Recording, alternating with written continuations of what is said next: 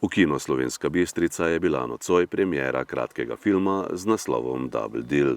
Film je nastal izpod rok podjetja Optik Straight iz Slovenske Bistrice v sodelovanju z režiserjem Renatom Bratkovičem, uveljavljenim piscem kriminalk in podjetjem Blenda, ki je poskrbelo za produkcijo.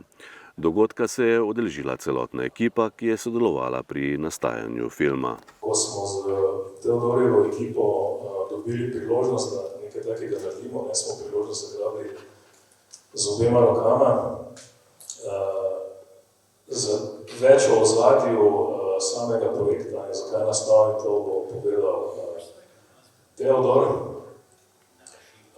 Ampak še enkrat poudarjam, da je to izjemno nadarjena skupina ljudi, s katerimi je luštno delati in v bistvu lahko rečem, da se že veselim sodelovanja v prihodnje.